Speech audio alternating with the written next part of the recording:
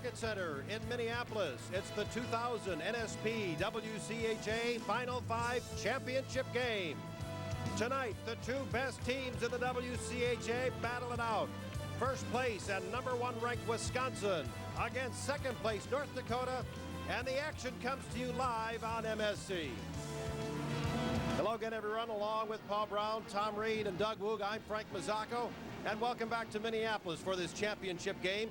Two quality teams in the league should provide for a tremendous matchup. It's the third time these two teams will be going after the Broadmoor Trophy. Wisconsin has won it the first two times they met. In the three meetings between the two schools during the regular season, it was pretty much a lopsided mismatch between offense and defense. As the Fighting Sioux poured on a lot of offense, and Tom, the #1 team in the league, the Badgers, are going to have to be just as tight defensively as they had been in their three previous wins. Frank, I don't think there's any question that defense wins so many games for you, but you've got to be strong. Jeff Sauer has two of the top defensemen, the likes of Jeff Desner and also Alex Brooks, but his goaltender, when you look at Melanson, he has been tremendous. But you look at this team overall, the number of goals they've allowed this season, the number of goals against. You want to keep that under 3. Melanson 4 shutouts, I think, in his last 11 games. He has played very, very well. But this team has really got to concentrate on defense because North Dakota has a great offense. Well, and no one knows that better than Doug Woog. Dean Blaze likes the run-and-gun offense, to say the least. Always has speed, and speed kills. And you'll notice a nice play here last night. Just a nice timing play, and it's play after play. Goring stays and finally finishes it, but they've got speed, they've got size, and scored 177 goals. And you know, another stat to look at in your mind is that they're plus 82. They've scored 82 more goals than they've given their opponents. This is an offensive team, and you see what's happened to the stats there over the season. And overall, we have the best offense and best defensive teams. They're both 1 and 2 in those categories in the WCHA. Counting the Final 5 and Final 4 competition in the last 5 playoff games between the two schools, Wisconsin has won all 5. We'll be back with an odds challenge and tonight's opening face-off for this championship game after this timeout on MSC, your WCHA connection. Going deep with Chris Myers. Sundays at 9 on MSC. Fighting Sioux fans, I'm sure, we're hoping to see first-team All-WCHA goaltender Carl Gehring. Still out with a concussion, but he's got an able-body replacement. Andy Kohler, who backstopped the Fighting Sioux in their semifinal win. He'll be in the nets against Graham Melanson, All-WCHA third team. And Frank, when you look at Andy Kohler, no question he has a winning record against this team. He's played 3 times against them with 2 victories, 1 loss in that stretch, 2.09 goals against average.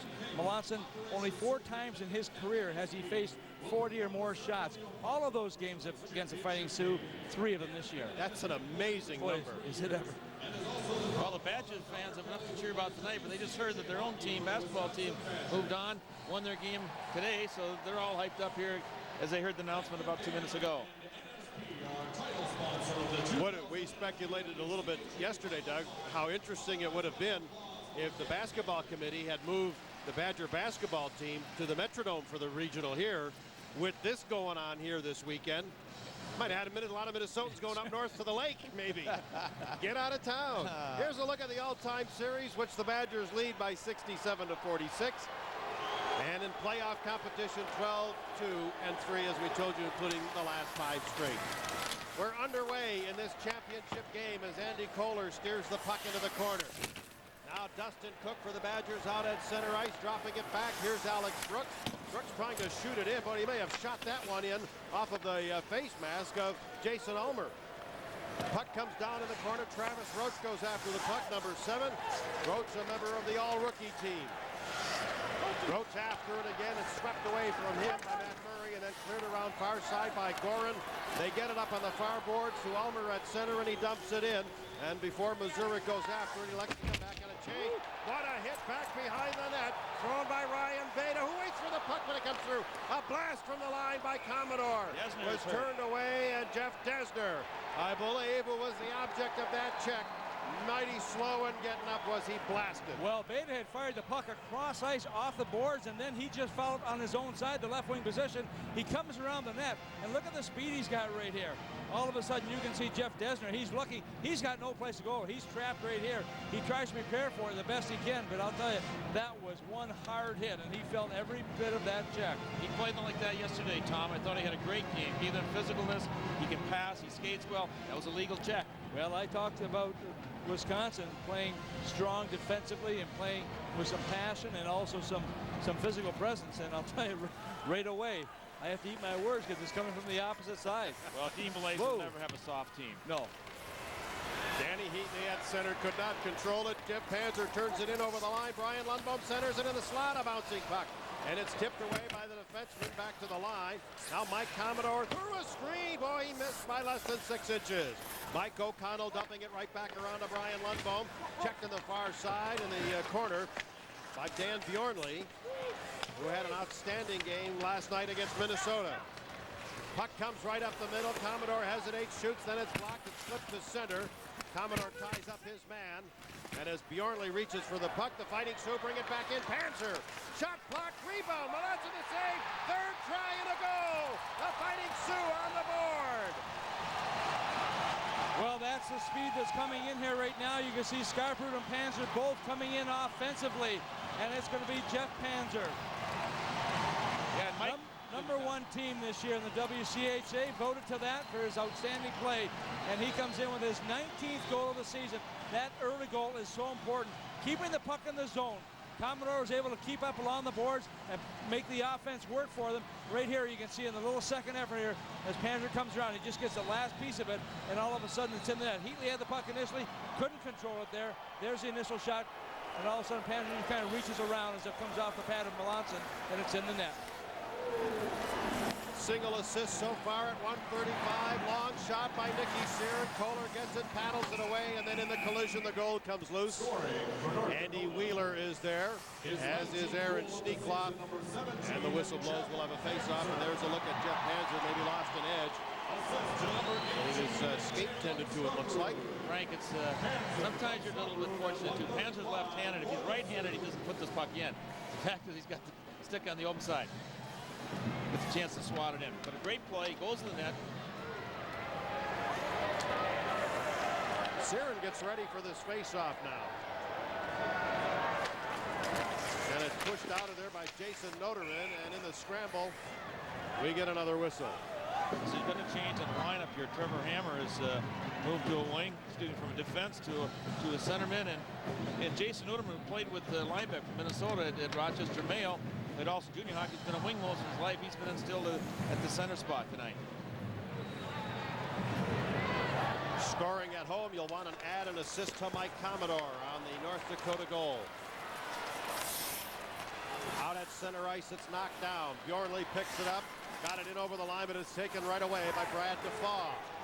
Now Aaron Schneekloff with the pass to center. Noterman to tip it in a race for the puck. There's Brian Fahey in the corner for the Wisconsin Badgers. Trapped on the far side was Dave Hergert. They get it down the rink, but the misfired pass, dumped down, whatever you call it, they were trapped, had nowhere to go with it, and it's icing. Well, Frank, it was just a couple of years ago these two teams played over the Bradley Center. Wisconsin was victorious in that game, winning the championship game at the Bradley Center by a score of 3-2. This is a very telling statistic. 22 times this year the Fighting Sioux have scored the game's first goal. They've gone on to win 18 and tie 2. The Sioux will provide some problems for the Badgers because they've got great speed through their lineup, and they force those ices. They get to the guys quickly, don't have as much time to make the pass. They cut lanes off, and they're very effective when they're moving.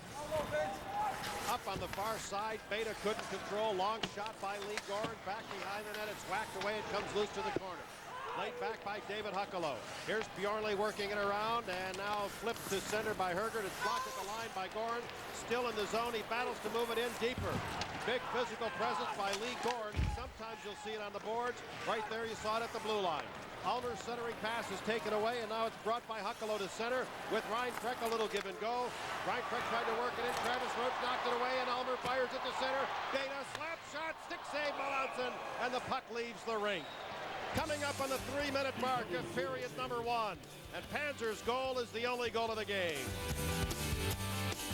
Chrysler offers 0.9 financing for 60 months on all 2000 minivans. Well, Frank, it's interesting when you talk about Dean Blaze and the type of team he brings. This team gets fired up. They get that first goal, as we talked about. You saw the record, but boy, they just keep coming at you. They don't give you a chance really to sit back and relax. Puck dumped in the zone and back to pick it up now. Alex Brooks shovels it off the boards, nearly gave it away. Gets some help though from Kevin Granato, who backhands it to center. Travis Roach playing it right back in, and Brooks, the Madison native, will get it back at center ice. Jeff Desner dumps it down the rink. Kohler watches it cross the line before he played it away. And someone bumped, and there's going to be a Wisconsin penalty. Scarperud tips it into the zone. Back into the corner to get it is Rob Vagan. I thought perhaps his own man collided with him, but apparently not. No, it was not. As he came out just a little bit, he got involved with him physically, and he's going to go as a result of that. You watch here as Kohler comes out.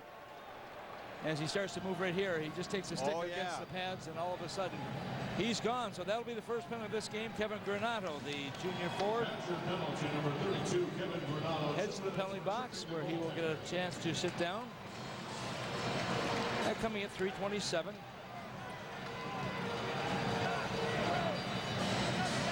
And the one thing they have talked about is the fact that the goaltenders are not to be hit. There you look at the power play number for the Fighting Sioux this year at 24%.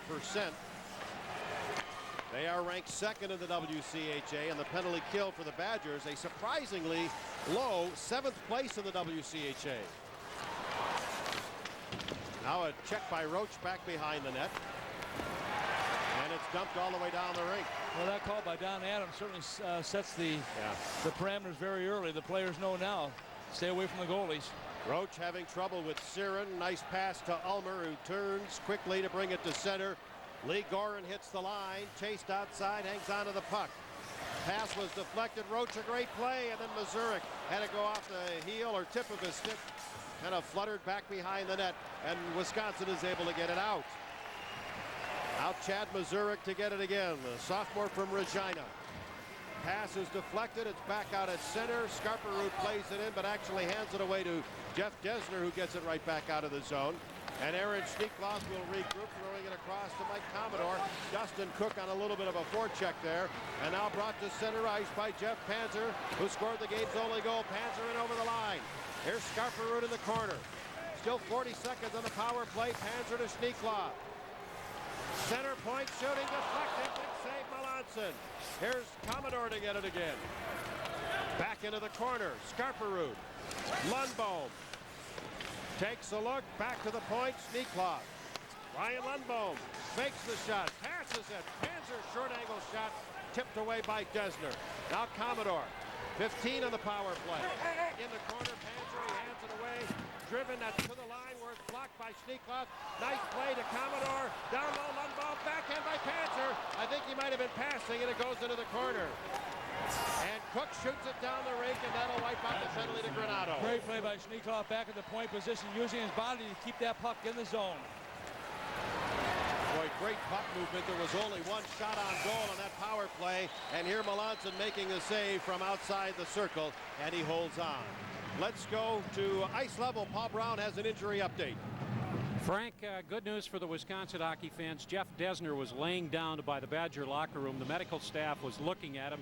I know Desner's back out on the ice right now, and the doctors gave us the high sign that Desner is okay. He did get bumped pretty hard on the left knee, but reportedly everything's all right.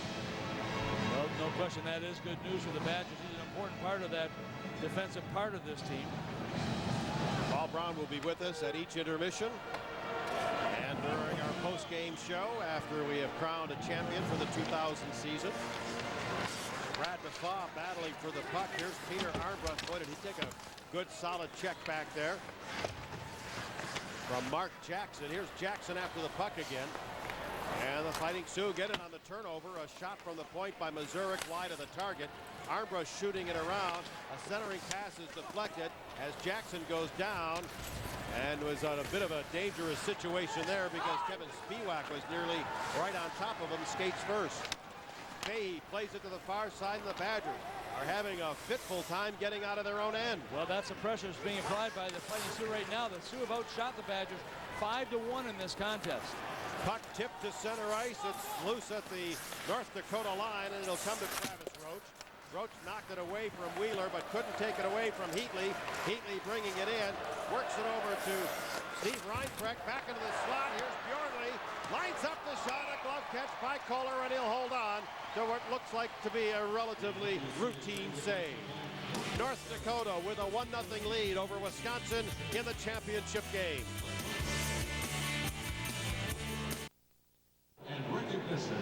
Ready for the face-off as Steve Reinprecht goes against Brian Lundbohm. And they're encroaching on the circle. So one or both center icemen will be tossed out of there. Well, we have not seen the puck very long in the Fighting Sioux zone. Most of the play has been back in the Badger end. Reinprecht again ready for this face-off now against Panzer. Back to the line. Here comes Bjornley. Lets a shot go. It's deflected, and Skarperud works it to center. This is Lundbohm hitting the line, letting a shot go, and Melanson makes the save. That's 6 shots on goal for the Fighting Sioux. It's a 3-on-2 the other way, however. Great move by Huckalo, and he fires it in for a goal. Gabe Huckalo ties the game on a splendid move to the slot, and he beats Kohler. Well, a nice individual play by Huckalo to get the puck also in behind the goaltender. And remember, we told you before, Huckalo scored both of the overtime goals against this Fighting Sioux team back at Cole Center in Madison, Wisconsin. You watch right here as he'll take the pass coming in, gets in between the defense, but cuts back the opposite way. And you can see once the defenseman made his move there, O'Connell, he really couldn't get the balance to come back in. You watch O'Connell on the top of your screen, he cuts into the far side. Now he's made the complete turnaround. He can't do anything about it. And Huckalo just takes the pass perfectly from Heatley, puts it in, that goal coming at 6:56 of the first period. Puck dumped right back down. And Melanson lays it behind the net. Now it's shoveled back around on the boards again and carried up now by Brad Winchester for the Wisconsin Badgers, who have just tied this game up on the far side. Matt Hussey dumps it in. Off the backboard it comes. Whoa, Winchester came a long way to throw that check into Trevor Hammer. Far side of the rink, Brad Defoe. Out to center, Peter Armbrust. Armbrust bringing it in into a crowd, lost control of it. Hussey trying to clear, couldn't do it. Dug out of the corner now by Defoe, got it behind the net. And that's Kevin Spiewak, number 16, who lost his stick there for a moment. And finally, Granado gets a piece of it and gets it out of the zone. Armbrust stands on it, recovers to get it back into the zone. But the Badgers intercept, and here's Winchester's outlet to Desner. Desner's pass taken away by Ulmer. Ulmer bringing it in. It's actually like 2-on-4 here, so not much chance for offense as the puck goes into the corner. Gorin is there. It's back loose on the boards to Cook. Cook with the outlet pass. Hussey racing after it, but he's beaten to it by Schneekloth. Aaron Schneekloth's pass to center. Beta got it to Gorin. Gorin trying to get around Johnson. It's centered. Melanson the save. There's a rebound. There's a goal. Just before the goal became dislodged, the puck went in, and now the Fighting Sioux have a 2-1 lead.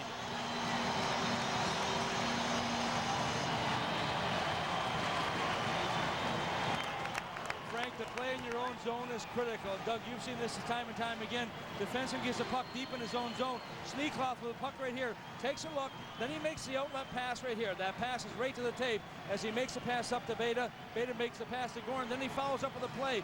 Gorin, big and strong, goes on the outside. Beta comes in late. And you see as the puck, the rebound comes right back after the shot by Ulmer. It comes back to Beta in a perfect position, and he's able to beat the netminder.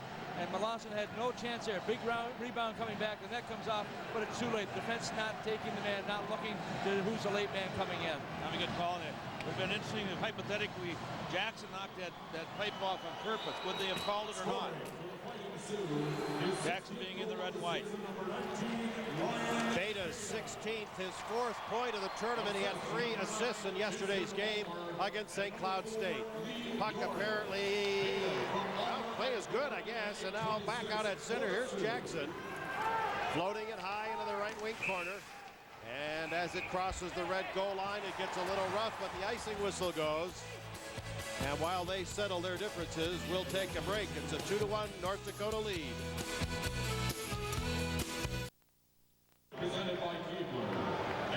Official scoring on that one, Beta from Ulmer and Gorin at 8:26. Well, this score is tied. How long will this go on? Well, the score is tied, Frank, but I don't see the game being exactly even at this point. The Sioux have had many more good opportunities, much more puck movement. Whoop, 2-1. I missed the last goal. No wonder I'm right. You got to stop running for those hot dogs, Doug, in the middle of the game. I was just thinking. Here's Wheeler pushing Yeah, it me to looking there for a second, I'll tell you. There, far side, Dave Hergert centers it, and it comes all the way through. Yorley tipping it. And now Siren playing back around. Quick centering pass by Hergert, hits a skate. Yorley, nice fake, moves it in, shooting through a screen. Rebound in front. Kohler, a hot glove save on Siren. Great save there. That's his best in 2 days, I think, Tom. I tell you what, yeah, I agree that the play by Bjornley back at the point, though, he is so adept. Remember, he was a forward at one time. They moved into that defensive position. But watch right here, Kohler. And look how deep he is also, which is unusual for goaltenders. But some like to play that deep so they have that split second more reaction time to grab on. And Kohler comes up with a big save for his team right now. That's more a European style where they're back in the goal line. It was almost 2-2 there. And then we would have been right. The game would have been time. And Nigeria wouldn't have been playing. The Niagara. Those people weren't listening earlier. I had people on the bubble. I had Nigeria. They're ordering freezers right now. Yeah, right. I'm just glad you didn't get them mixed up with the medication.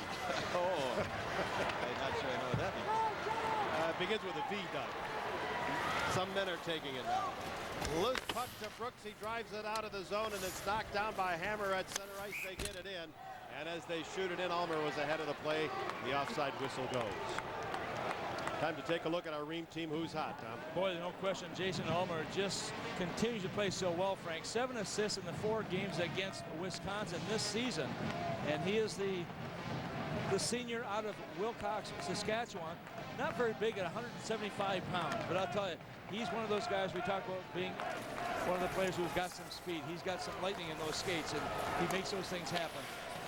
And those numbers that you saw right up to the minute. His 7 assists, and this the 4th meeting of the 2 schools. It's tipped by Ulmer at center and broken up. It comes loose in the slot and back out at center again. This is his 4th assist in this term. Right. Well, they're stronger up the middle in terms of numbers. Other than Reinprecht, he's the only guy that's got offensive numbers in the center's position for the Badgers.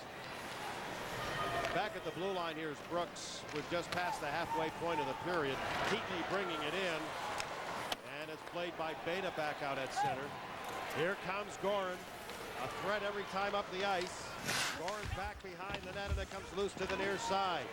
Heatley jumps on the puck, avoids the check. Nice play to get it to Reinprecht. Long shot from center. Kohler the save. And the top line for Wisconsin going off on a change. Here's Mazurek with a pass, but that hit Winchester. Then Mazurek was just blasted by Heatley. Desner from center dumping it in. Roach shooting it around. Now dug away by Hussey. In close quarters, the shot by Hussey by Winchester goes into the corner. Quick centering pass. Kohler got the paddle on it. And he makes the save, but sticks are just a little bit out of control there right now. Well, Winchester's in pretty good size coming right in there, trying to knock everybody down. But Trevor Hammer, who's been inserted into this lineup, just battled right back. He's a big kid also, 6 foot, 180 pounds out of Rosso, Minnesota. And he handled Winchester, who's 6'5", pretty well in front of that net. And that's where you've got to have those defensemen. They've got to be strong. He's on the inside position there too, Tom, which is the key to it. You got to be between your goalie and their man. Here is a couple of scores, big ones that WCHA teams are most interested in. St. Lawrence, the first place team regular season with the lead over Rensselaer. They need to have Rensselaer lose that one. The WCHA schools do. Nebraska, Omaha, sub-500 team in the championship game of the CCHA. Right now they're scoreless with Michigan State. And again, the WCHA teams want to have the Nebraska, Omaha lose that one. The bubble teams, which right now are St. Cloud and Mankato, do not want to see any upsets anywhere else in the country. And this all refers to their NCAA rankings and the bids which will be awarded tomorrow. A couple of close-in tries here for the Badgers, the latest by Dustin Cook. An earlier one, which drew a huge roar from the crowd, actually hit the base of the net. Here's Schneekloth back behind. 8.5 minutes to go here, first period. Bouncing puck comes back to Mark Jackson, and now it'll be grabbed. And Spiewak, and a long shot and a big save there by Melanson. Well, the first 3 games between the two schools were dandies this year, and so far, so is the fourth. Well, the Badgers were a little bit of flurry a moment ago. One thing they've got to do is pick up their speed just a little bit with the physical part of the game, and they had a couple of good chances at Andy Kohler. Spiewak and Winchester on that last face-off. Loose puck in the corner, grabbed by Brian Fahey now. Fahey from Glenview, Illinois, and Mike Commodore goes back for the puck. Watched by Winchester. And a long pass out of the zone by Tim O'Connell is knocked down. Spiewak, it goes off his skate. And again to Winchester. Here's Mark Johnson playing it ahead. And then it is driven in by Granato.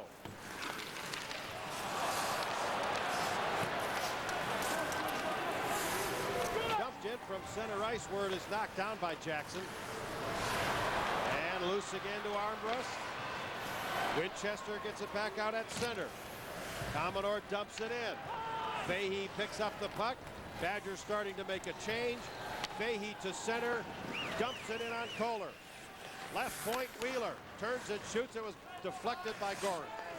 And Beta, an outstanding freshman winger, dumping it all the way up the rink. It was tipped, no icing. Jeff Desner, after taking that earlier big hit, seems to be okay. He played it up on the left wing side. Hergert got it to Wheeler. In a traffic jam, here comes the defenseman Roach.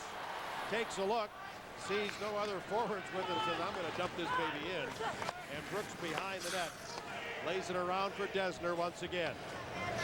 And Jeff Desner to gain control now. Out at center ice for Siren.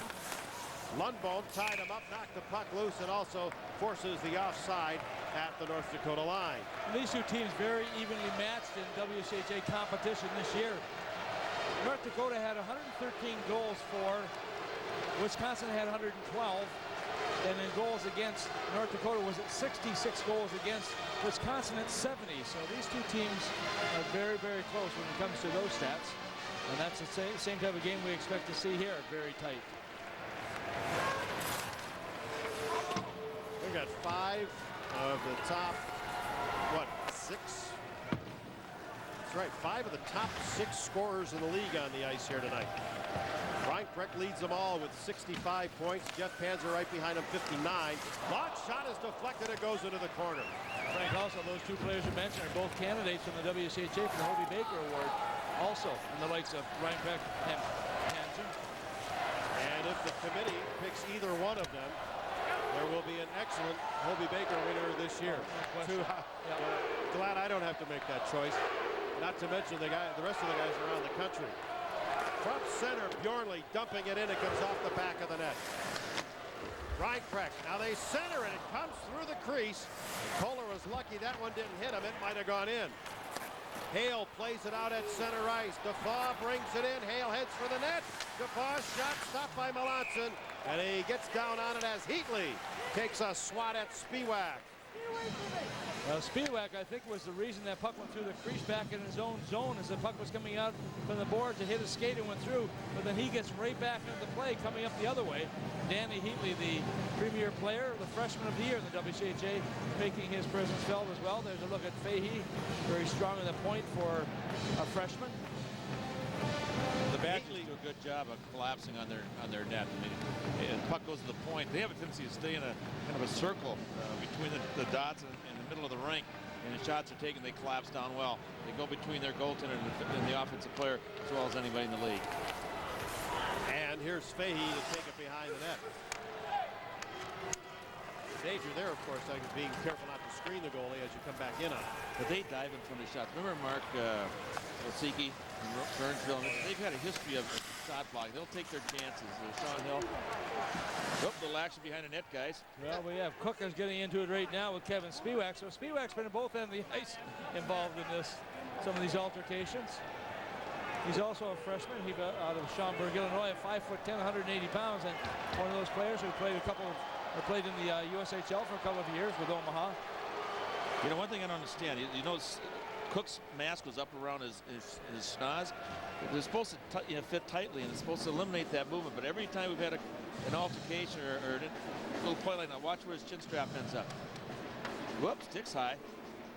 But it's up.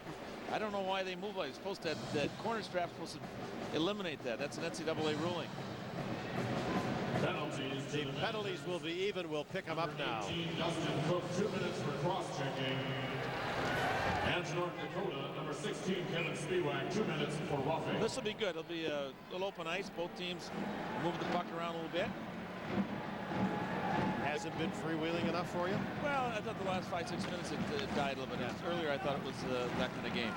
And as we get our first coincidental penalties tonight, and what's been a pretty, not only a good skating game, but also a physically tough game, for those who are not either Wisconsin or North Dakota fans, we should mention that this is one of the more intense rivalries, if not in the league, in the country. The teams don't tend to like each other very much. Haven't for a number of years. And they usually play it pretty tight. Well, Beta got away in center ice with that one. Beta with the hit on Matt Murray, who went down. Now the puck is brought in by the Badgers. Kohler making the save on Jeff Desner's rush to the net. And from behind, Almer leaves it for Sneaklaw to the far side of the rink. Hammer brings it in. Almer's kept the skate on the line, so the play was good. And now Melanson gets it to Reinprecht. He drops it back across. A pass by Bjornley to the line, and it's swept away from Heatley. Good play by Roach. Put right in front of the net for Reinprecht. Again, the centering pass. This time it comes all the way through. In the 4-on-4 situation, no one at the point. Taken away and brought back in. Scarperoute shooting for the far corner. Nice save by Melanson. 4 minutes left in the first period of a 2-1 game with the Fighting Sioux leading. Here's Heatley. He lost it in the slot. It was tipped away, but regained by Panzer, then intercepted by Bjornley. From center ice, flipped high in the air by Rob Vega. Roach playing it around. Mazurek over to get it. Chad Mazurek skates it to center, flips it in the air, and as it crosses the goal line, the icing whistle goes. Terrific game in the championship matchup between Wisconsin and North Dakota. We'll be right back. Well, Ryan Beta from North Dakota making his physical presence felt. You'll watch right here. Look where the stick comes up. He was the one who was involved with the heavy hit on Jeff Desner early on. He comes right back and catches a piece of Matt Murray. And Murray went right to the bench after getting up. No penalty on that play. No call.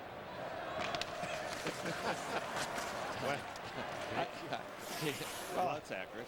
Lundbohm after it. Yes, you're both right. Oh, no. And here's Wheeler. And as he dumps it in, takes a pop there from Gorin. Commodore behind the net. And now starting to move back. This is Tim O'Connell playing at the center. Those minor penalties are over. Spiewak and Cook are both out of the box. The puck was played by the goaltender, so the offside whistle goes. Goals in this game were pretty early, and in close proximity, Panzer, Huckelo, and Beta getting the 3 goals. The second 2 were only a minute and a half apart.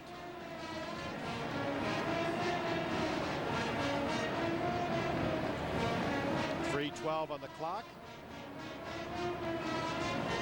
And a little last-minute line shifting here.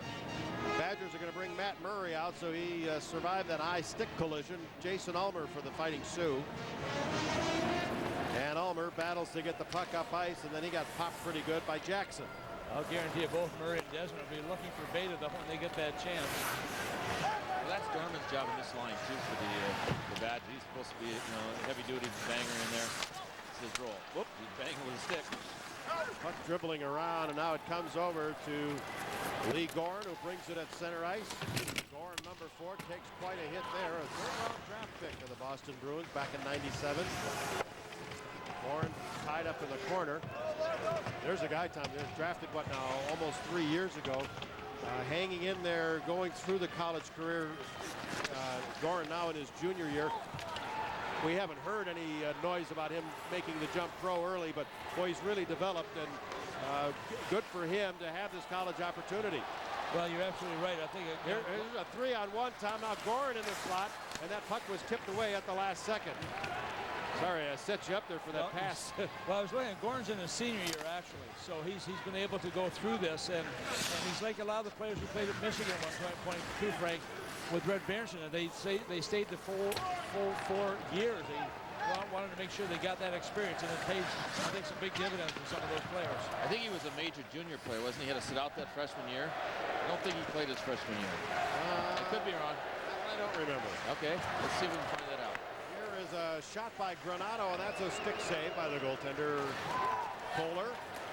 Armbrust gets it to Defoe. With Spiewak, he brings it in. Rising shot. No, that gave Malotz in trouble because it came right back off a teammate's skate. That circle perhaps got a little tight around his neck that time, Doug. Here's Desner dropping it off, and Winchester brings it to center. At the line, it's broken up by Schneekloth, and as the puck leaves the rink, we get a whistle. Well, Melanson had problems with that one.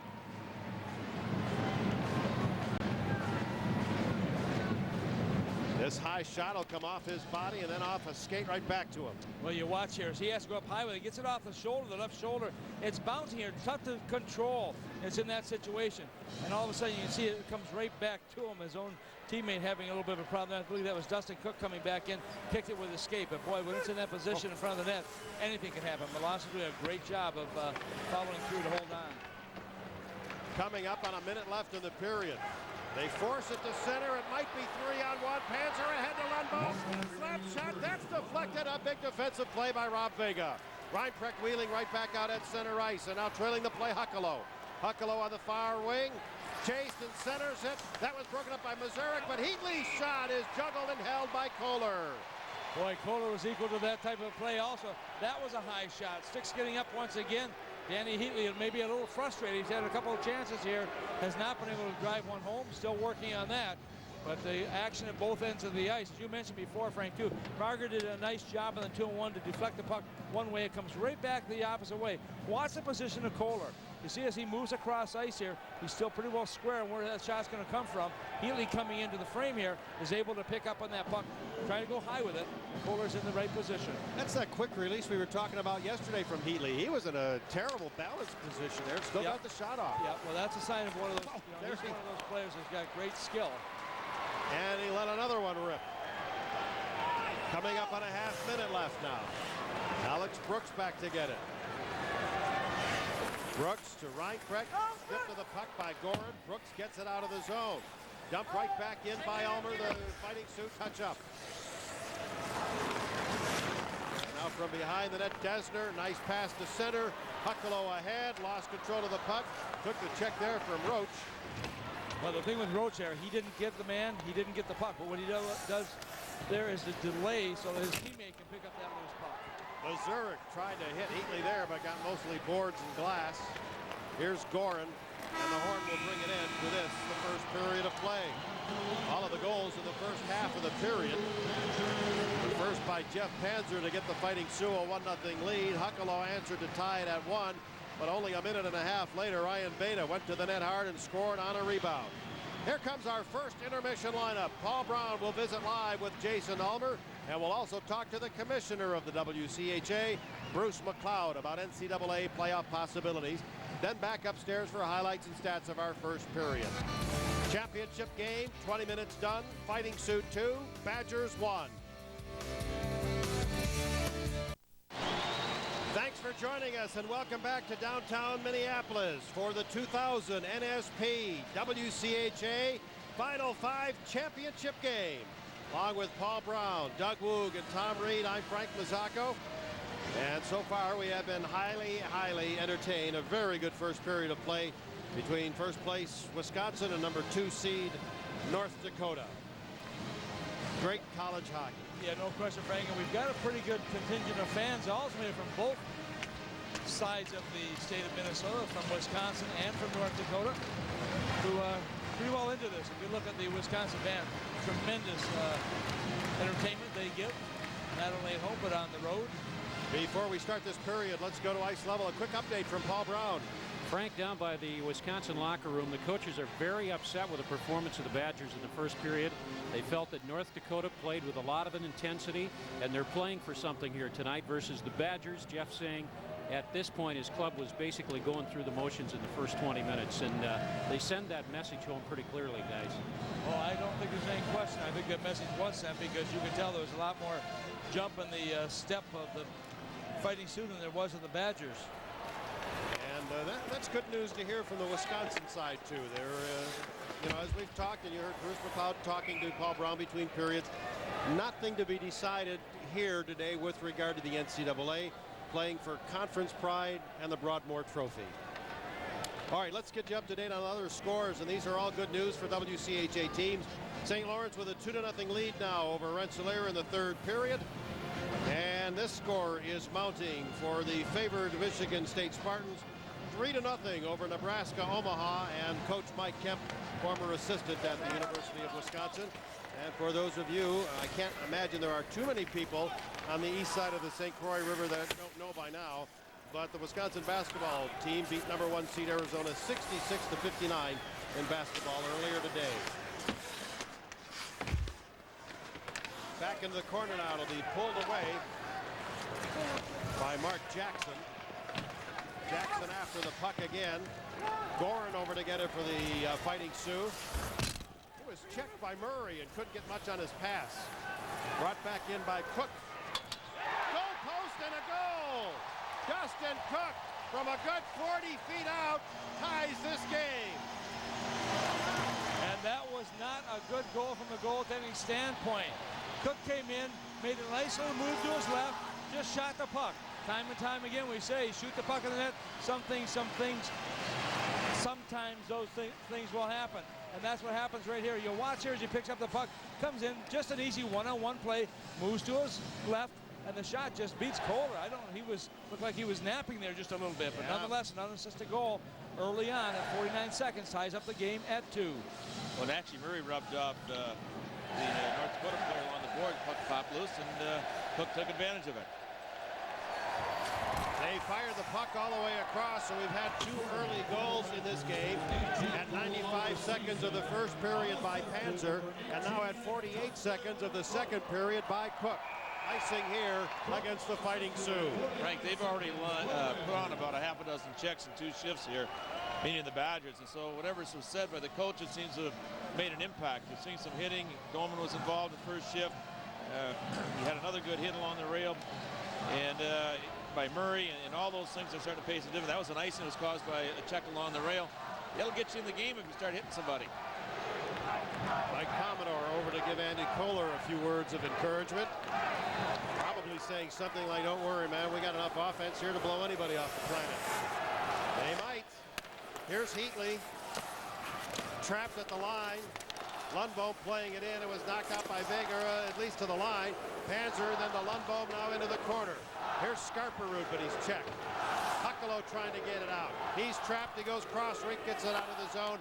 Commodore dumping it back in. And quite a vocal crowd here wearing Cardinal and white today. Dumped back in by Panzer. Melanson playing it around for Reinprecht, but he's in a tough spot there. And finally gets help from Bjornli. That pass is deflected. Played back in by Scarperud, who was just blasted and may have an injured shoulder. Boy, did he take a high hit. 3-on-2 Badgers. Huckalo. And then it was tipped away by Sneekloth at the last second. Bjornli shooting it around. And a loose puck to Trevor Hammer, but Reinprecht right on him. Reinprecht digs it away. Sneekloth now for the Fighting Sioux, works it to center ice. The pass to the line, Armbrust was knocked down. Might be a penalty coming up here on Wheeler, and a power play for the Fighting Sioux. We are early in the second period of this game, tied at 2. WCHA. Frank, it is Wheeler that will get called for the penalty. But watch this hit by Huckalo right here. Oh, I will tell you, that was one big hit. And Wheeler goes down at 2:24. Back at the line, here's Roach waiting for it, and that puck was played with a glove by the offensive team, so we'll face it off out at center. And linesman Joe Romano from up in the UP made the call. Joe's had a great career in this league, done a good job. tough games have to referee up in the UP, some physical games, as they do them every weekend. But he's a good guy, and he's done a good job in our league. We'll get an update as soon as we can on Tim Scarperud, the freshman from Grand Forks, played at Red River High School. Puck hops out of the corner. Desner drives it to the line. He'll need a little bit of help from Hergert. Finally, it's back out at center. Roach. Beta brings it in. Beta takes the check, moves right in, and goalie score! A great move by Ryan Beta, and a beautiful setup, and the Fighting Sioux have jumped right back to the lead. Well, Lee Gorin comes in from the far side. There's great chemistry on this front line with the Fighting Sioux, with Beta and Gorin on the wings and Ulmer in the center ice position. Beta, a very strong game he has had so far. You watch how he just out-muscles everybody, comes to the front of the net, everyone's facing him. Gorin sneaks in from behind the defenseman, who's not watching for him. All of a sudden, it's on the stick, it's in the net, and the Fighting Sioux have taken the lead, 3-2. That goal coming on their 15th shot of this hockey game. Elite Goring scores. He's never more than 5 or 6 feet from the net, Tom. He drives that net, and like you said, Beta took Alex Brooks to the cleaners, just drove around him right to the net, popped that great pass out. It was a beautiful, beautiful power play goal.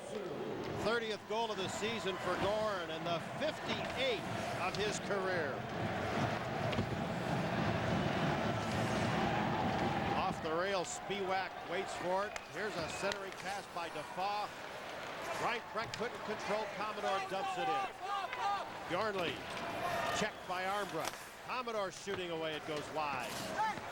And now a quick centering pass. Bjornli lost it, Armbrust chipping away, and it goes into the corner. What drive and determination by Peter Armbrust in tight quarters. Reinprecht looking to pass it ahead to Huckalo. That was broken up in the line by Commodore, now tipped into the zone by Defoe.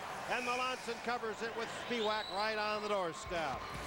Goals are coming quickly once again here early in the second, and the Fighting Sioux are up by a goal.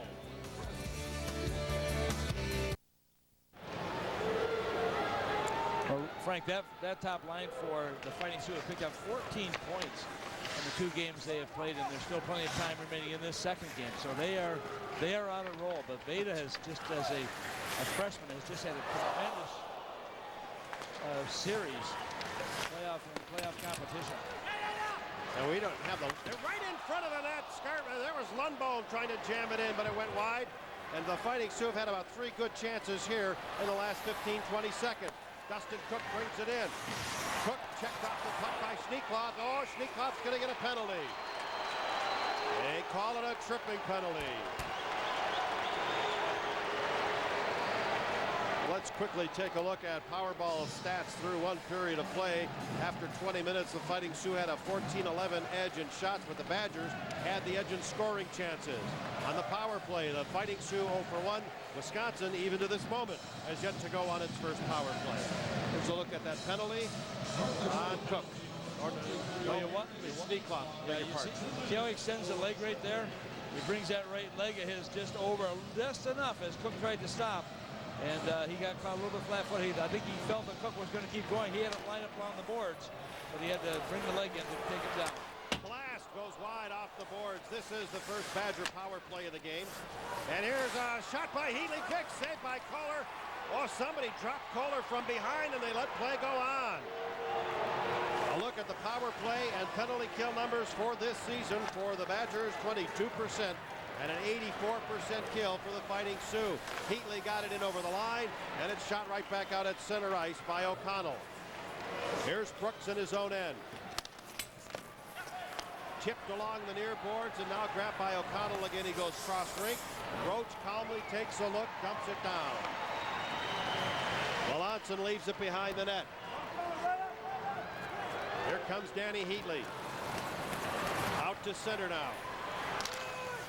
On the far side of the rink, it hops loose. A partial breakup of the far boards. Spiewak shooting, that was blocked. Now back behind the net it goes, and actually Jason Noterman maintaining control. And there's Bjornli over to get it. Now Bjornli starting to move it ahead. Dumping it in from center. And he had not crossed center, so it'll be called icing.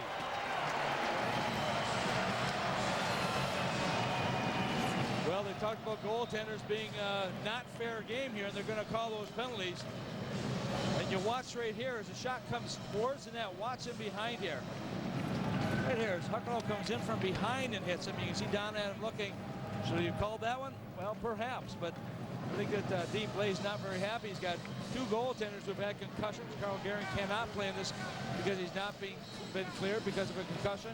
And also Kohler had a concussion against Bemidji in a non-conference game, and he is back into the thick of things, playing in his first game yesterday, and then continue on here. But those situations, you got to call those when the goaltenders are being hit, especially from behind like that. Cook from center driving it in. Winchester after the puck. He's trapped there by Commodore. And a couple of big boys will grind it out. Granato. Winchester. Right in front, and it hopped away from Fahey. Desner. Through a screen, and a diving play by Noterman to get it out of the zone. Here's Melanson to get it. Playing ahead, trying to catch the Fighting Sioux in a change.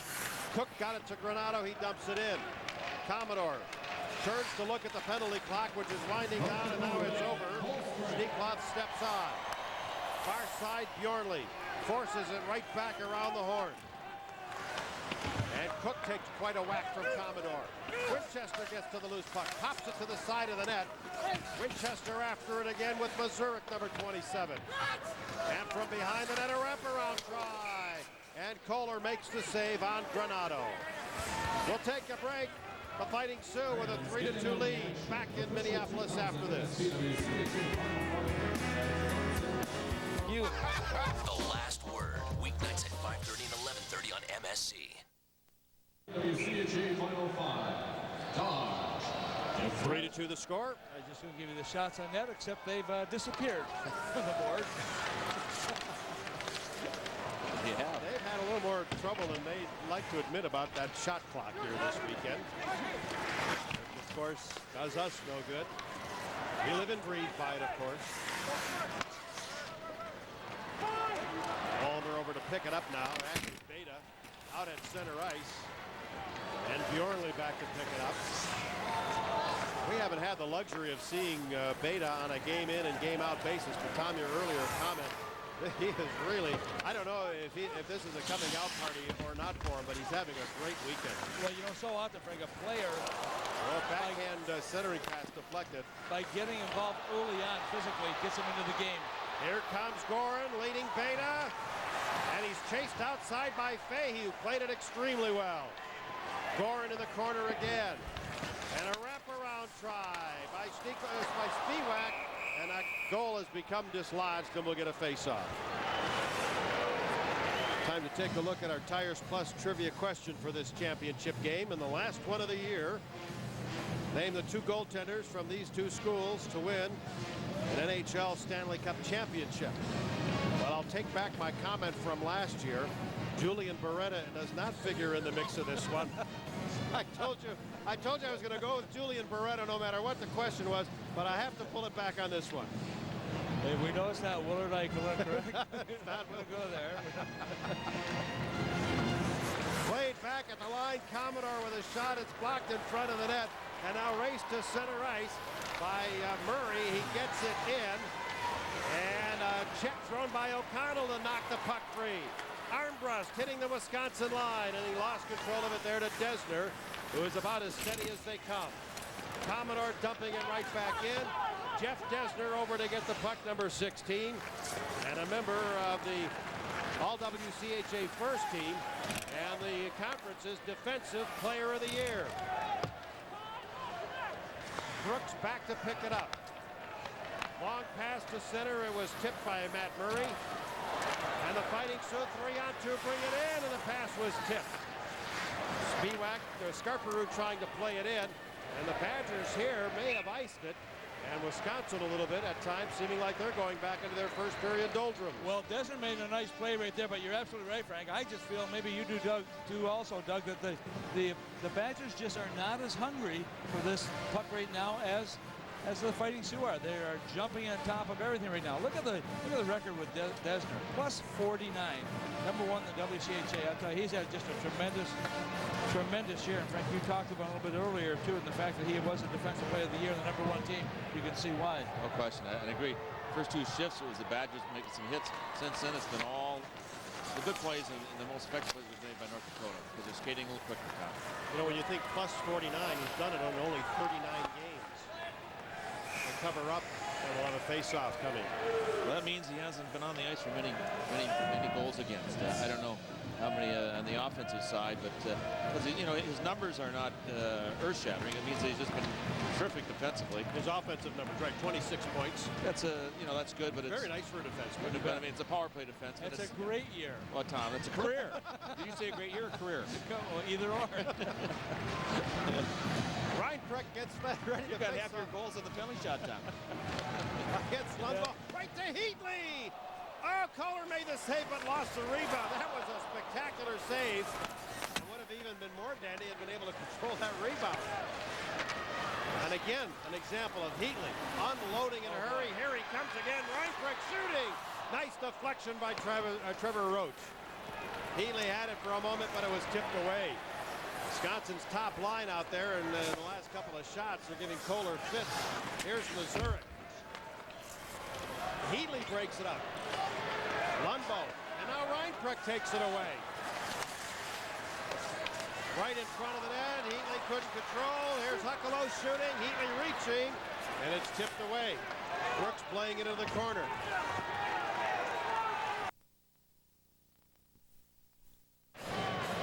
Well, Jeff Panzer of North Dakota comes out of the box. 2 seconds later, Ryan Bader goes into the box. He's called for tripping at 11:39. Means it's warm over there, Tom. That previous power play was a good one for the Badgers. They had 3 shots on goal. Here's Dessner. Big rebound, but it's cleared away and driven down the rink. Melanson with the puck and controlling gets it over to Jeff Dessner. Nice play by Spiewak also to get that puck and shoot it down the ice. Power play goal leaders for the Badgers are Heatley with 8 and Reinprecht with 7. And quite a drop-off after that. Cook has 4. He would be next in line there. Here's Fahey behind his own net with Spiewak watching. And Big Brad Winchester will bring it up ice. So those 2 top power play goal scorers are not out right now, but they finished the last power play. Kohler leaves it. Oh, Roach nearly gave it away. Actually, he did give it away, but Fahey couldn't control. And it's dumped right down the rink by Noterman. Melanson will leave it for Dessner with a little over a minute to go on the power play for the Badgers. Here comes Steve Reinprecht and Heatley now. Reinprecht the drop pass. Huckalo back for Heatley, and his one-timer was tipped and it goes out of the ring. Well, O'Connell was right next to Heatley as he tried to take the shot. O'Connell got the stick on it just a little bit to deflect it over top of the glass. Quick look at our trivia question from Tires Plus. We're looking for the 2 goaltenders from these 2 schools to win an NHL Stanley Cup. Go. We have Ujo and our fellow from the Stars. The Dallas Stars, last year's 10. How about Richter? How about Richter? Okay. Wrong. From behind the net, Roach dumps it all the way down the rink. Pretty much par for the course today. Oh yeah, don't worry, Doug. Our batting average on this trivia is John Casey almost. Well, you know how bad it is. One time it was I was the answer. I didn't know. Here's O'Connell, who had the ugliest looking helmet in the 60s. They dump it in.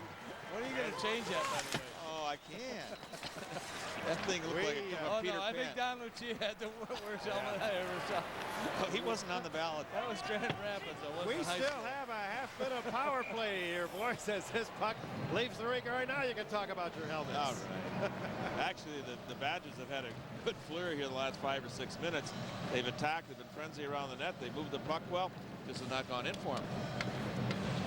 Well, they have, they've come in spurts here, as we talked about a few moments ago, Frank, when they had the power play. And it's a big plus for North Dakota to kill off these shorthand situations. That gives them a little more adrenaline. But the Badgers come in here, they're getting some good opportunities, but they cannot get the puck where they want it to be. They get in close, and all of a sudden, a little deflection, a little stick or a skate gets in the way, and those shots, although they may be tagged, cannot find their mark.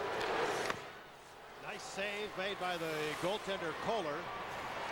Back out at center ice. Here's Dessner to Heatley.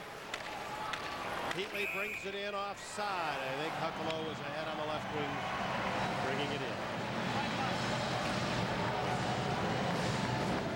who are assured of berths, probably in the West region, probably will get byes. But all 8 games of both the East and West regions will be coming your way on MSC, both on the Minnesota side and the Wisconsin side of the river. So wherever you are in the upper Midwest, you'll be able to catch all of the regional action here on MSC, your premier and ultimate college hockey connection. We are extremely proud to be able to bring you the game that we think is the grandest of all, and that is college puck. Puck dribbling back into the zone on a loose puck. They race for it. Bjornley got it up on the far rail. So the minor penalty to Beta is over. Here's Beta shooting, and he fired it just wide of the target. Commodore firing away. That hit a body in front. So on the last 2 power plays, the Badgers have had 3 shots on goal each, a total of 6. Right in goal, and there's Melanson to cover up. Well, Beta comes right back into the play. He comes out of the penalty box, and he comes right into it, gets the first shot on net, just a little bit off the target, goes right around the Commodore. He unleashes one from that blue line, and the pressure keeps coming. The Fighting Sioux just going towards Melanson every chance they get, and with even strength, it makes it a little bit easier. They have, as you mentioned before, Frank, taken the last 3 penalties in this hockey game, and that's one thing that Dean Blaze wants them to do, be aggressive, but you need to stay on the ice. You ever get the feeling that Melanson's out of position? It's tough for him to handle the puck. I never sensed that. I mean, those are some rips that were taken, but he looks so comfortable in there. Lets the puck. That was a tough play, that last save he made. Oh, no question. I mean, he's been around for a while, and he certainly knows how to play the position. And one of the reasons for the great success this year of the Badgers, not only the goal scoring, but the guy who keeps the puck going in the net. 30 dug out of there by Sioux. Yep. Here's Wheeler centering it. Commodore tries to take it away, but now it's forced by Spiewak to center. Armbrust 2-on-1 with Defoe. Defoe tries to tee it up, and it hops off his stick. And Defoe played it behind the net looking for Armbrust, but it wouldn't work.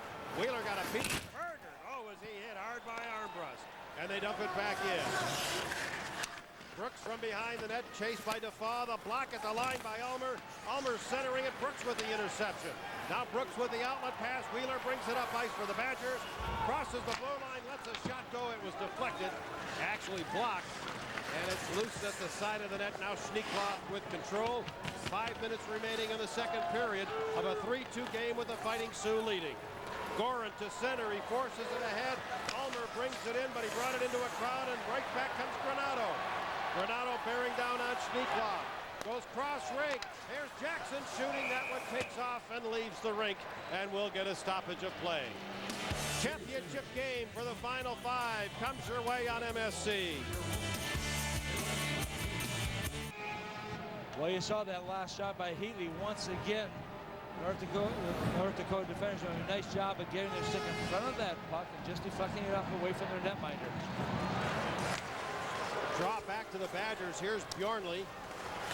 Batted away with a glove hand. Bjornley got a piece of it to keep it in the zone. A turnaround shot was deflected. Cook goes after it. And now back behind the net. Lundbohm takes a pretty hard whack there from Cook. Schneekloff. Broken up by Cook and dumped back in. Then cleared to center. Here's Panzer. Laid it ahead for Lundbohm. He was checked at center, but play goes on. And Bjornley at the side. Shooting it around. Panzer takes it away. Centers it. And it just got out of the reach of Lundbohm, and as well as the winger Scarperud. Now Cook in the slot. Lost it to Scarperud, who plays it out of the rink and into the Badger bench. Well, Danny Bjornley's had some trouble with some errant passes this period. He said somebody in the slot 2 shifts ago, and they made a bad pass across in front. He's kind of supposed to be the puck-carrying defenseman, Tom, the guy that controls the puck for those guys. And, you know, he's had a little tough luck here, a little tough playing here the last 2 or 3 shifts. Well, there's a lot of pressure also coming, and that's when you have the pressure like that, and you hear about a strong forecheck, it really does make havoc sometimes. You get looks down, gets some help from the defense, and also the whistle keeps puck before it gets into the net. He knew where it was. He knew it was on his side of the red line. Right. He didn't hear anybody. He didn't see the arms raised from the other team, that's why. Oh. Down to about 16 seconds left of this period. Schneekloff playing it away. Long cross rink pass. Should be icing here. Oh, Melanson had to play it, so Panzer gets it. And then it's picked off and shot down. Oh, good opportunity goes awry, and now we get a whistle here with 1.1 on the clock. they made it. And now everybody is wondering what in the world's going on. Well, they're shorthanded. Yeah. Which means just a mistake on the part of the officials. Not a big deal.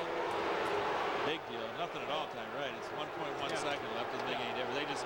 They thought they were 5-on-5. They weren't. So they'll face off at center ice. Officials there. Well, you got to blame somebody. Let's blame the officials.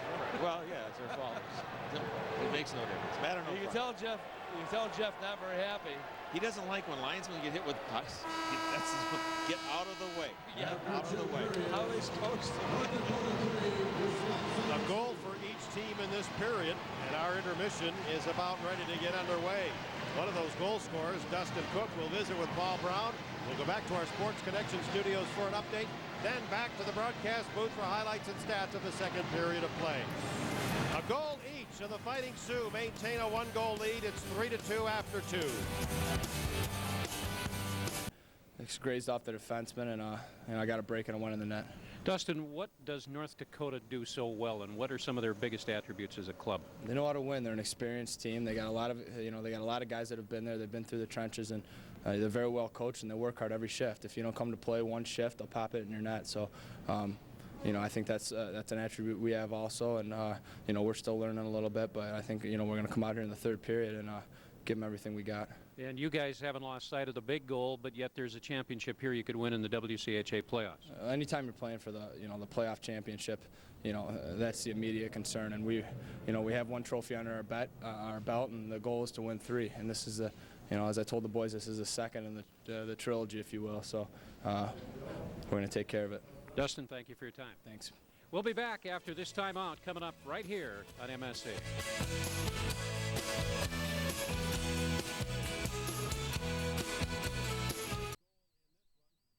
That goal so far is providing the cushion for them. A little bit tougher, grinding second period, I would say, gentlemen. Yeah, a little different, but it still was good hockey, wasn't it, Tom? Yeah, it certainly is. And the thing is that the Badgers need to get on track a lot more, though. They're having a problem that's coming in spurts here. North Dakota just seems to keep on flying, and the Badgers have got to do something to slow them down and get those shots to the target. Let's go to our Chrysler highlights of the period. We'll take a look at the goal by Dustin Cook, which tied this game at 2. But, Frank, this is just a nice play. He fakes to the right, brings the puck back to the left, gets a little bit of a break. I think goes off the shin pad of the defender, clinks the pipe, comes over and gets the other one. That's a nice goal. Got him back to like you said. All right, and then we move on about 2 minutes later, just under 2 minutes later, and Lee Gorin was scoring a power play goal. Well, it was 2 minutes and 9 seconds to be exact, but watch the play here by Beta. He just overpowers everybody, comes in net, and Gorin, he's in that perfect position, a big, strong guy. He comes in, he puts it away, and to give them that lead right now at 3-2. Abra stats through 2 periods of play. Wisconsin with the edge in shots, 27-23. They had the edge 16-9 in that period. Fighting Sioux are on their third power play. They had a full 58 seconds left on that. Badgers 0 for 3 on their manpower advantage, but look, 7 shots on goal. Third period face-off, and that Fighting Sioux power play will continue after this timeout on MSC.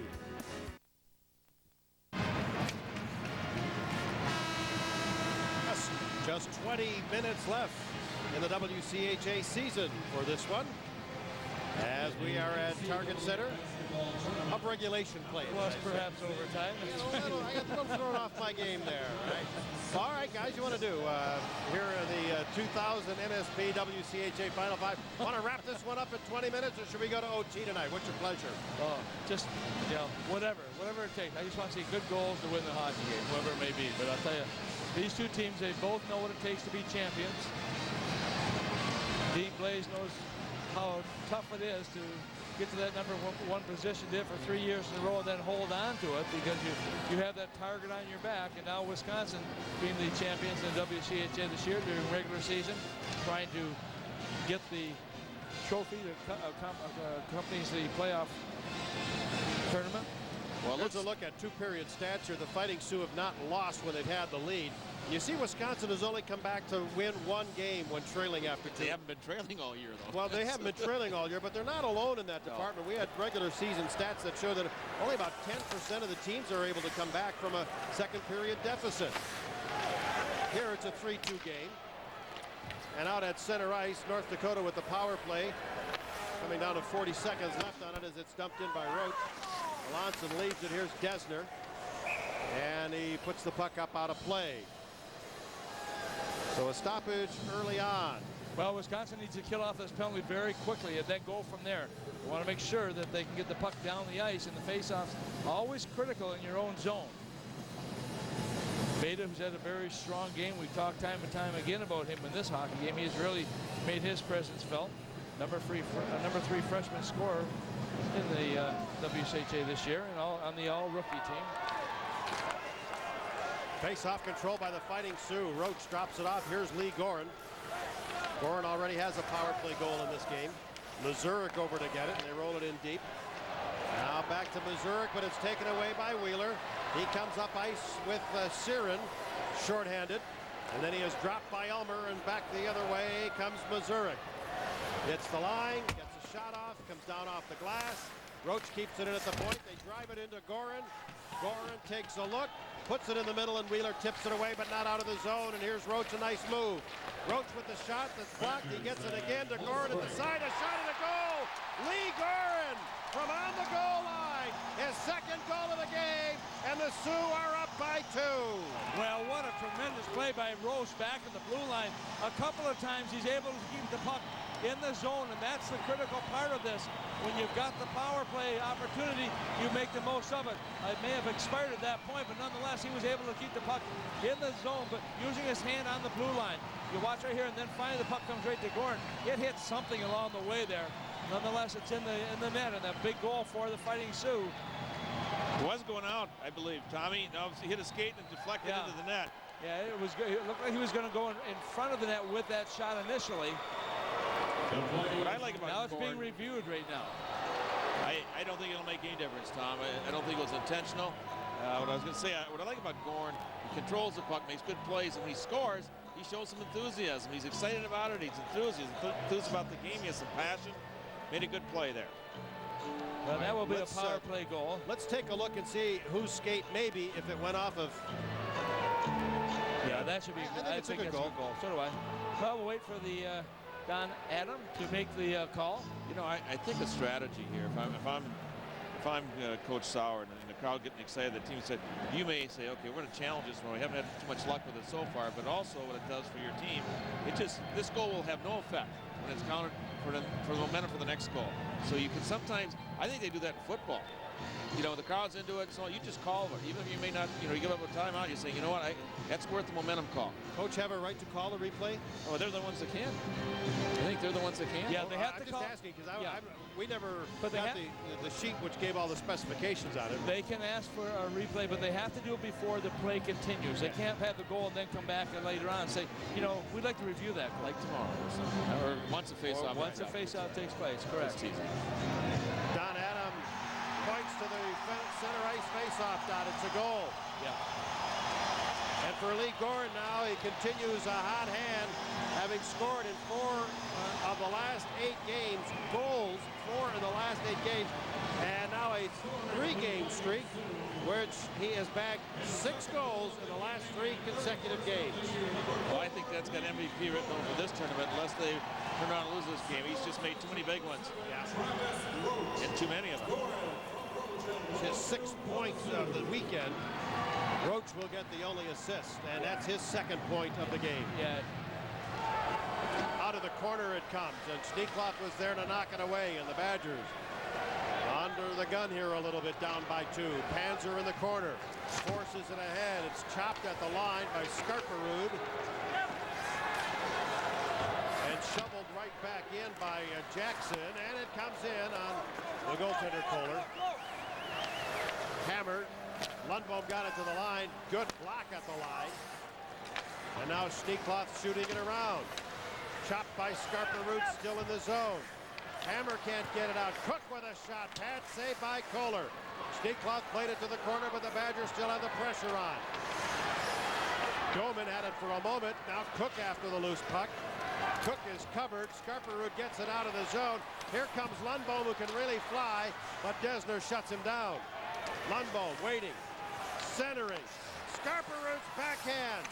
It was blocked in front by Doman. Skarperud gets it again. Now Lundbohm to help out, right in front. Doman takes it away, skates it to center, but took too long, and Lundbaum was right there to knock it away from him. Well, you see the effort right now that the Fighting Sioux are putting on, Frank. Lundbaum does a great job offensively, then coming back defensively, getting the puck and putting it right back in. They've got the speed right now. They've got that spark. Bjornley to center, lost it. Reinprecht moving in, a defender goes down. Here's a wraparound try by Reinprecht, but it rolled off his stick, and now we got a real pile up in the crease. And I believe also the goal has come loose. So we'll take a stop here with North Dakota upping its lead to 4-2. Check it out at your Jeep dealer. From the face-off, it's back out at center ice and Ulmer. Actually, it was Beta who raced it ahead and then dumped it in. He got cracked pretty good over on the far side of the ice. Now Huckelow's pass comes back to him. He's tied up. Gorin reaching for it. Huckelow over skate. Here's Huckelow reaching for the puck now as he flips it in. Reinprecht goes after it, O'Connell. And Reinprecht with a good hit. Gorin can't get it out. It bounced towards Reinprecht, and he was stood up by O'Connell. Commodore gets it out of the zone. Vega from center dumping it in. Takes a hop and a roll in front, and O'Connell with control of the puck. Hands it away. Jackson played it to the line. Huckelow got a piece of it. Jackson bringing it back in. Mark Jackson centers it. It hit Beta. Fahey ready to tee it up. Fahey shooting, and that one caught the goaltender right in the melon. And it's back out at center ice, and he didn't even flinch. No, he did not. Here's Jackson now over to Huckelow. I did. Any seeds coming out of that melon there? Back behind the net, here's Fahey. Huckelow couldn't get to it. It's loose at the line and grabbed by Fahey again. Bouncing out at center ice, grabbed by Roach. Well, he took that like a soccer player. He took that one square in the noggin. Armbrust to dump it in. And Melanson off the glass and out to center ice. Now here comes Wheeler, dumping it into the corner. Winchester goes after the puck. Big hit thrown by Mazurek. And it's still loose in the corner there. Winchester trying to protect it. Here's Wheeler in the corner. Off his stick, and it's back at the line and back out at center. And then Brooks played it in, but Armbrust runs into a check. He still made the play. Spiewak shooting. Nice block. Good defensive block. That was by Brooks, who knocked Spiewak down. Yep. And then Brooks is going to get a penalty. And a good trip on the part. There's no question that was a trip. From Hero to Goats. Spiewak has had a very strong game here. He made a nice play back deep in his own zone. Then he comes on the offense also and watch in front of the net. See where the stick is? And no question, Alex Brooks gets the call. The tripping call goes against him. And coming up 4:51 of the third period.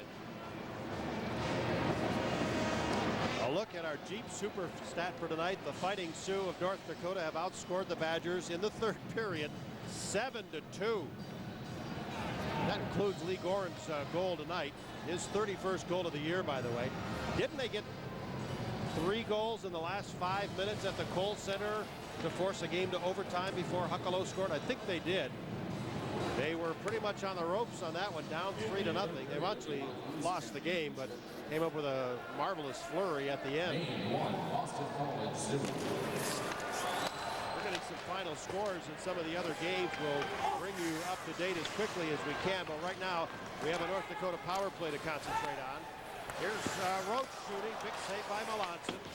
Bjornley drives it around, gets it out of the zone and all the way down the rink.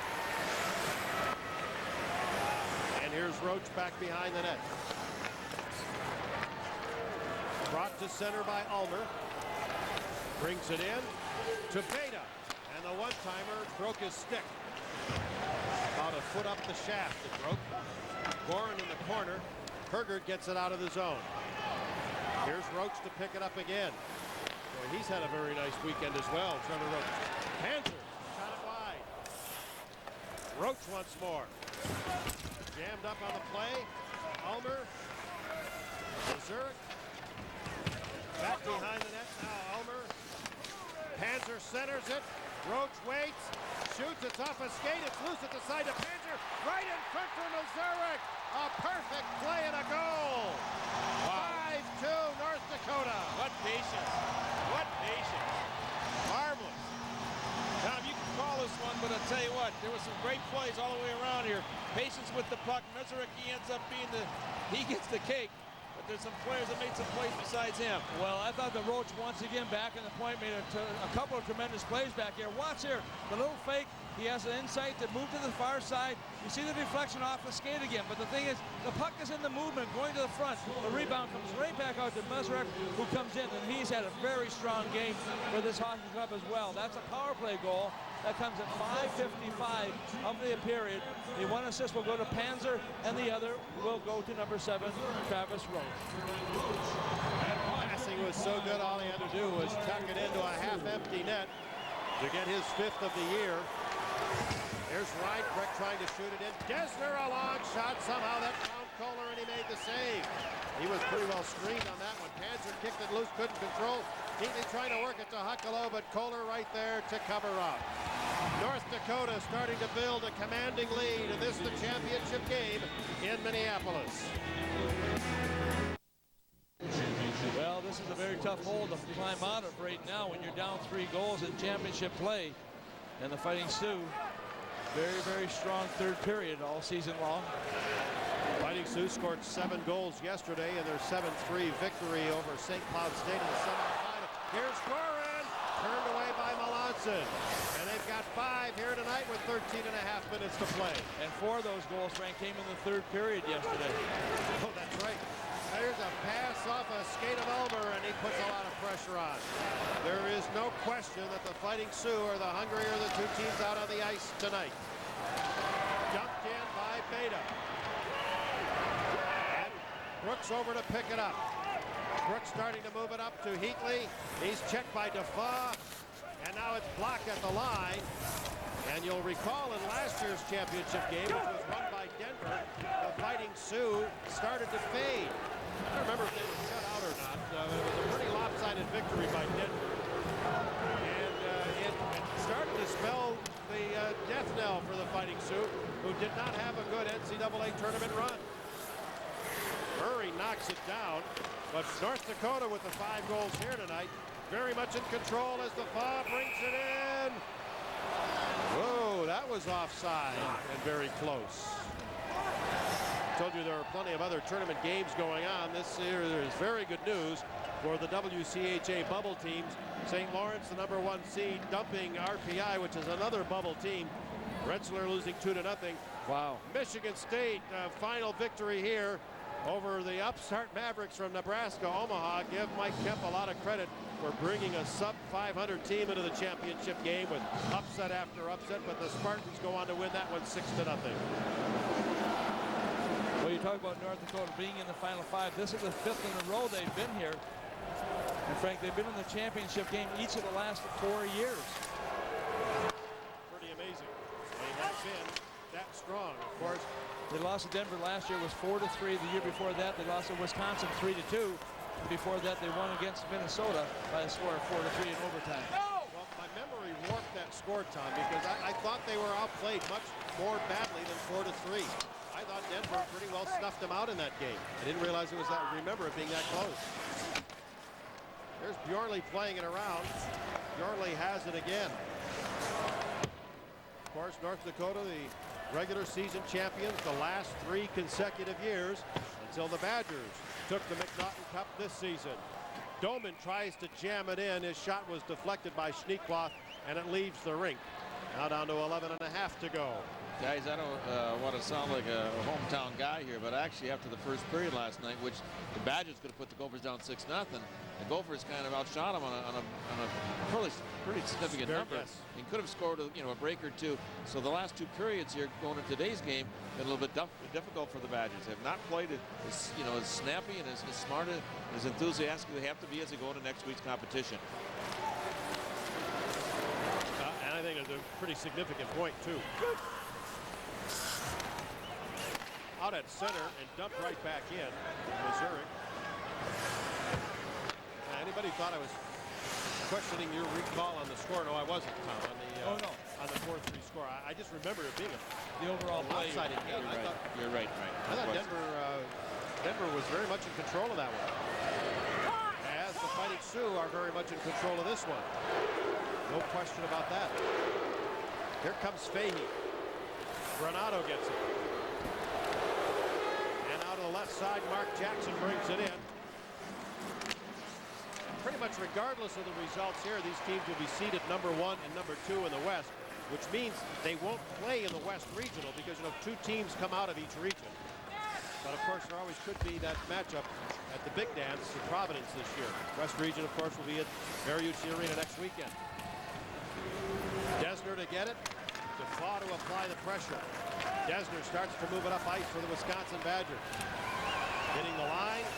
Dropping it back. It's taken away by Armbrust. He shovels it to center. And dumped back in by Desner. Boy, how frustrating is that? Every time they bring the puck in the zone, the Fighting Sioux bring it right back out again. 2 goals in the third period, both by the Fighting Sioux, and they now have a 3-goal lead. Well, this was early in this game, but this is our shell check of the game. You watch as Ryan Beta just picks up on Jeff Desner right here. And that kind of set the tempo for this entire game. That was in the first minute of play, and this Fighting Sioux team has played aggressively ever since that point. Bruised his knee on the play, but it doesn't look like he's lost a step. He came back a couple of shifts later, and Desner has been a very good defenseman for him here tonight. Brooks back after a loose puck as we hit the halfway point of this, the third period. Brooks back behind the net with Panzer out front. Panzer in on the forecheck. I love to watch Panzer skate. Yeah, Frank, they're just in a 1-2-2, which means one guy force, the other 2 guys pick up the wings.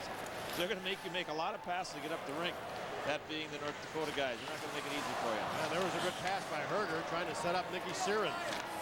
Far side of the rink, Lundbone was checked, and Panzer dumps it in, and then Panzer was cracked pretty hard by Herger.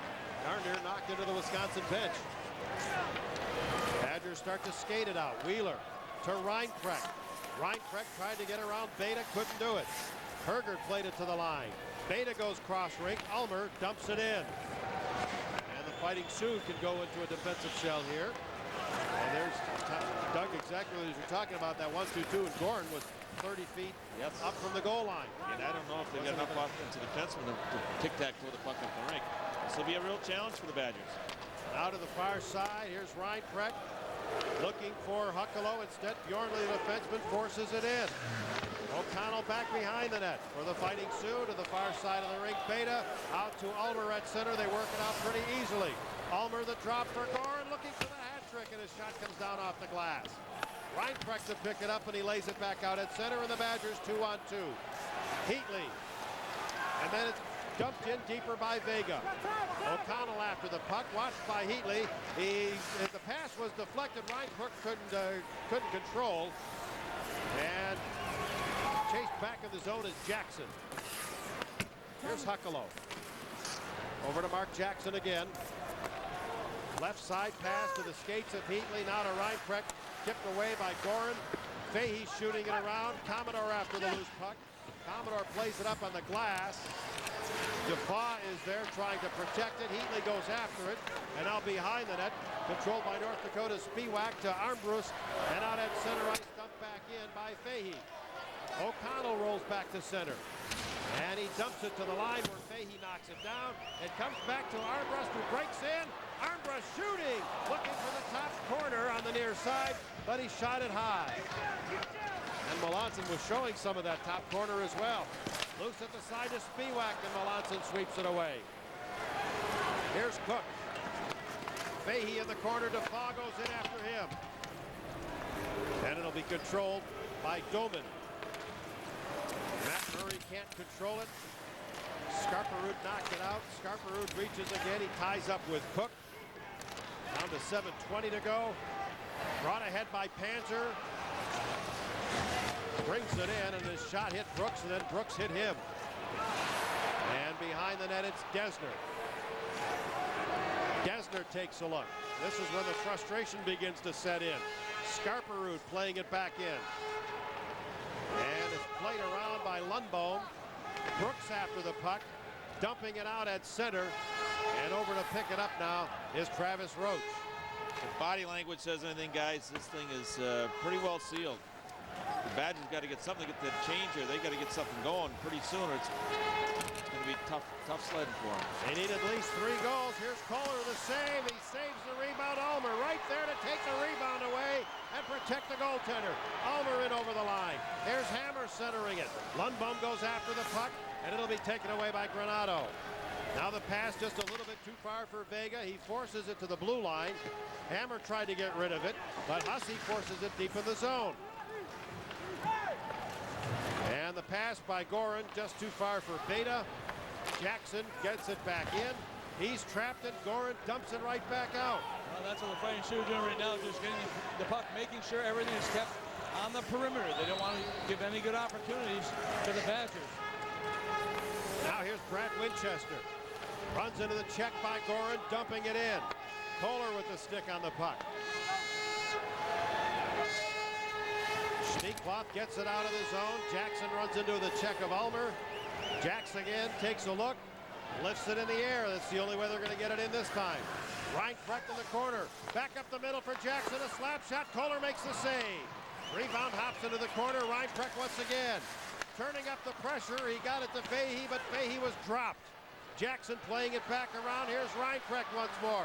Back to the line, though. One-timer by Huckelo. Skips wide of the target. Jackson playing it in. Reinprecht gets it, and it's played out of there by Spiewak. Melanson way out of the goal to get control of the puck. Now to Heatley at center. Armbrust stepping up, trying to race it ahead, but missed. Huckelo brings it in. Huckelo into a crowd. He was 1-on-3 and lost it. Armbrust playing it back in, but a whistle. And we'll have a stoppage in a face-off coming up.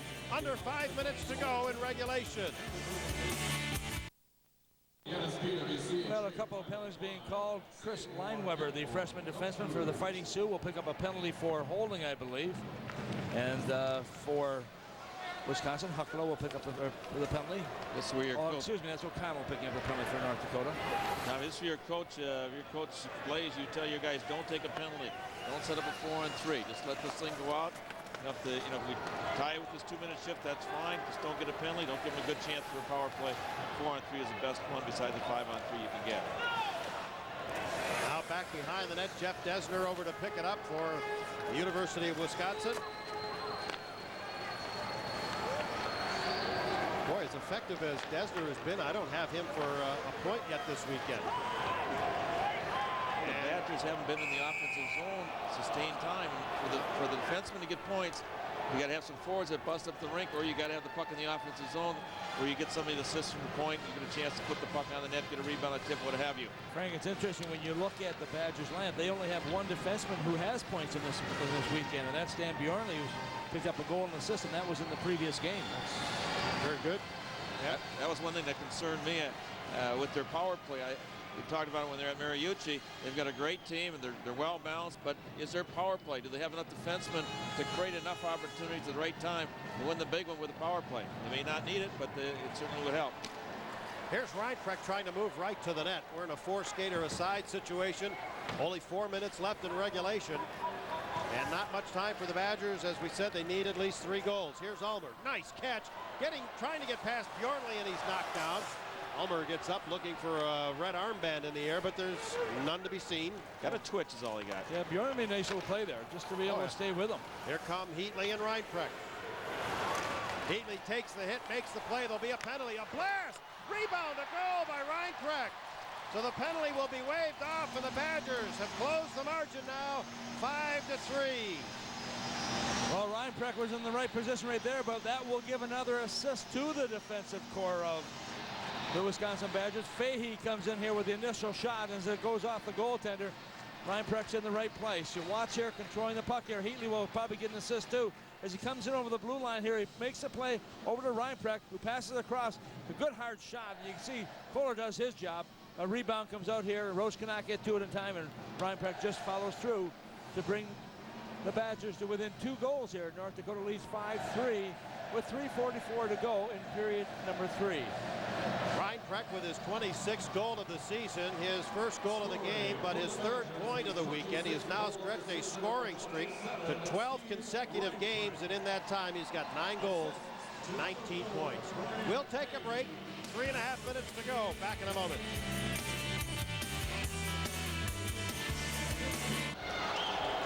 Well, shots right now, 36 for the Badgers, 31 for the Fighting Sioux.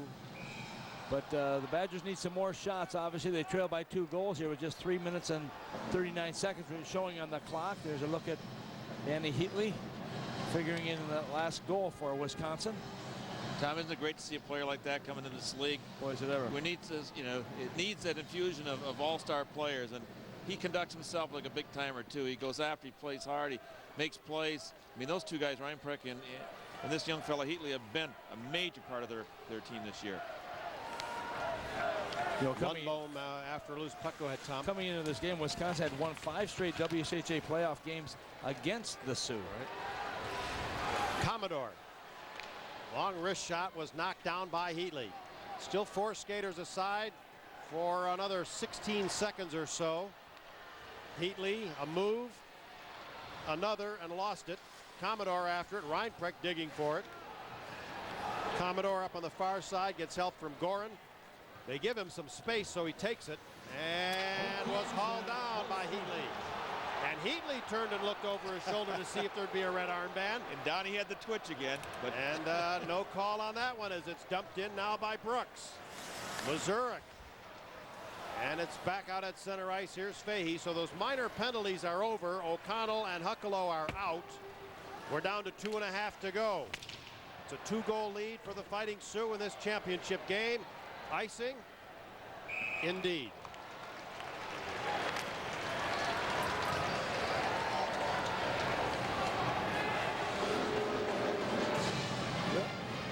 Yeah, there you watch the penalty right here. Watch Gorin as he comes up the ice here, and Heatley comes up with the stick. And look where the stick is, right up underneath the chin, and pulls him down. And he looked and rightfully so to the referee to see if there would be something called. And I think you called it right too, Doug. A little bit of a twitch of the arm there, but didn't get all. It was tied down there at the elbow. Right. So. Got that shoulder separation, little pad you wear, you know, that harness. Oh.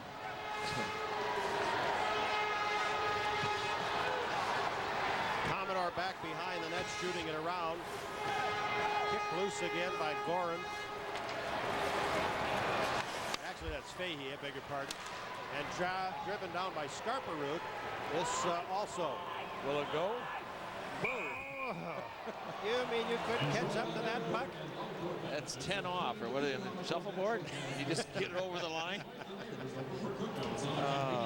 You know, the referees will always help the team that's behind.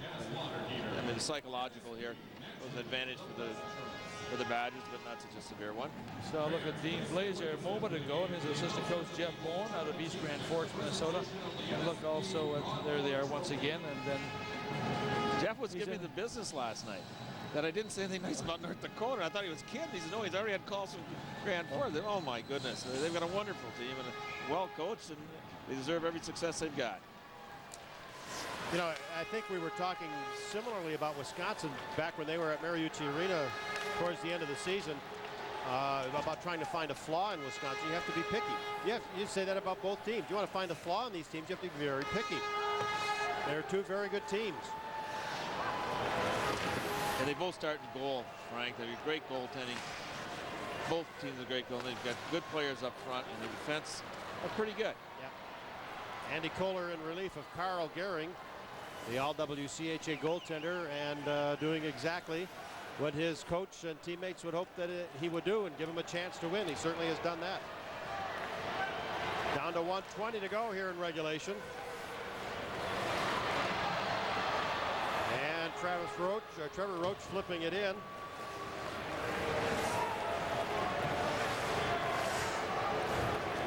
Back out at center ice, it bounces to the line.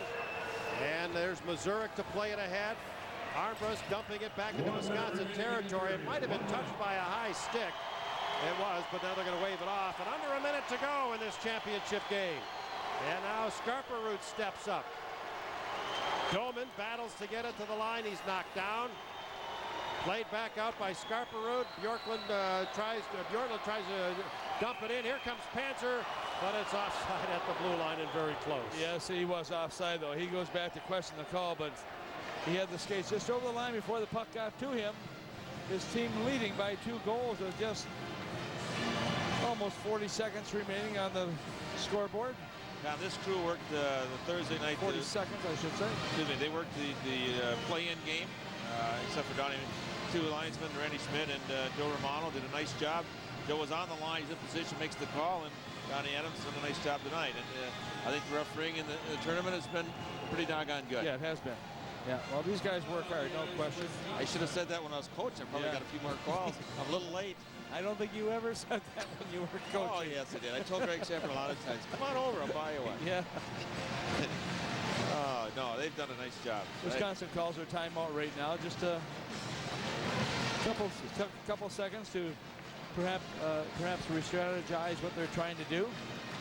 I want to get myself in some trouble by thanking some special people on our crew. Actually, Doug, I don't need your help on this one. There's no way we can mention everybody on this crew, but as we come down to the final 40 seconds of our production season, again, we want to acknowledge the best hockey television people in the country here at MSC.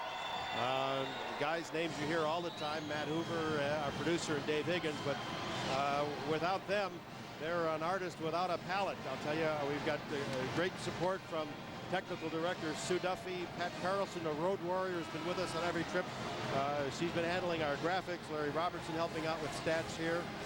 Our camera people, Joe Casey, Jim Schmidt, Eric Jernell, John Klaus, Mark Mahalaman.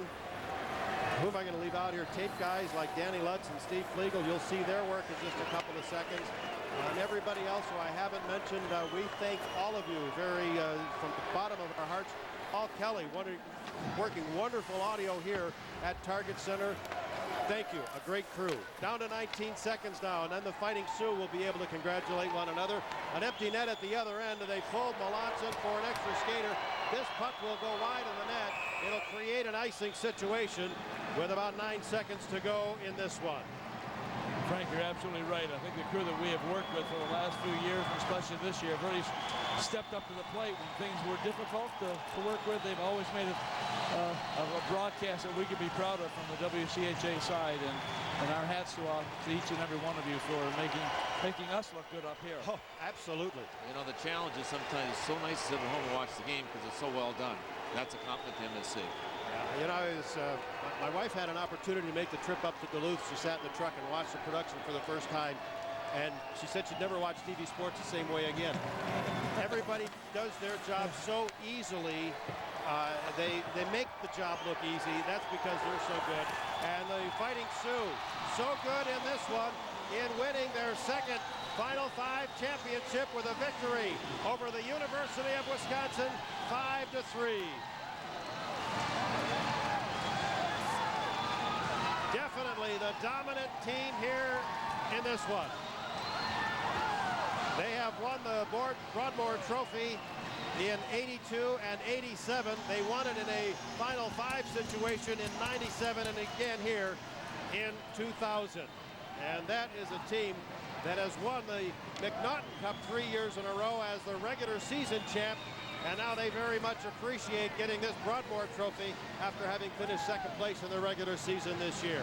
Frank, these guys love to be champions. Yeah, there's no question that this team came to play today. They were the better team in this contest, and they know they're a long way from being over. We heard from Mr. Cook earlier talking about they had 3 goals in mind.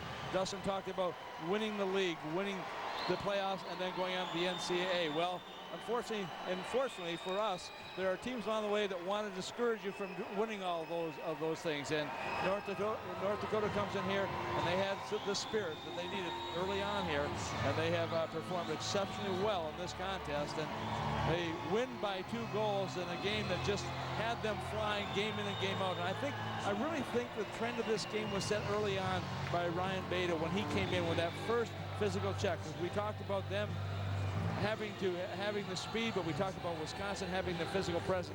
He set the tone early on, and it just seemed to transcend into the other players. It's a good championship game. It was well done. Refereeing was good. The play was hard. You know, and I think the exuberance that they expressed at the end of the game the Sioux indicates the type of pride they have in their program. They had really nothing to gain other than the trophy today, because they're going to be seated with a bye. They're going to have the same thing Wisconsin is, but I give them a ton of credit. Lee Goring, who I think will be the MVP, was the first guy. His arms went in the air, big hug around his players, and that's the kind of leadership you want from your big guys, and he came through for him. Senior is going out in a bang as our Relia star of the game with the 2 goals and the assist tonight. One of them a power play goal. Actually, both of them were power play goals. He's picked up 4 games in this tournament and 2 assists. 4 goals. And 2 assists. 2 assists, right. Sound right to you? It does now. Good deal. Hey, as long as we agree at the end of the night, that's all that matters. They got a nice mix too, and let's not take anything away from Wisconsin, because they, it's difficult when you won the championship. There's really a little bit on the, not as much on the line, but they have a nice team, and they're going to represent WCHA very well. And to the Sioux, I'll tell you, as a coach, it's sometimes more difficult to get your guys up when you win the league championship, when you're already locked into your seat, than it is if you have no trophies yet. So credit to Dean Blaze, credit to Jeff Sauer and their staffs, because they put a nice team out here, nice quality hockey that we could bring to the people, and it's terrific to see. I want to talk with both of you a little bit about their prospects in the NCAA tournament, but we have a tournament here to celebrate as well, and an all-tournament team to take a look at. And we'll see how many of our picks may have been right on. The 2000 NSP WCHA all-tournament team. We start with 3 forwards, 2 of them from North Dakota, Lee Gorin and Ryan Beta. Beta, just a freshman. There's a guy we want to hang on to for a lot of years in this league. Brandon Sampere, who was outstanding for the Huskies from St. Cloud State. And now look at the defensive core, Travis Roach and Dan Bjornley, about as steady as they can be. And we're going to get a couple of honorable mentions in there, I'm sure, as well. And then the winning goaltender tonight, Andy Kohler, in 2 games in relief of Carl Gehring, coming up with the trophy there, and that rounds out the all-tournament team. And this is what they play for. This is what they're looking for to capture this, and Dean Blaze has got to feel very good about what his team has accomplished in this tournament. They didn't win the title. They're looking for that, but right now there's a lot of hugs going on right now, and handshakes and congratulations all the way through. Peter Armbrust, Almer, O'Connell, Gorin, Defoe. Is that the senior class there? No, well, it might be, to accept this trophy.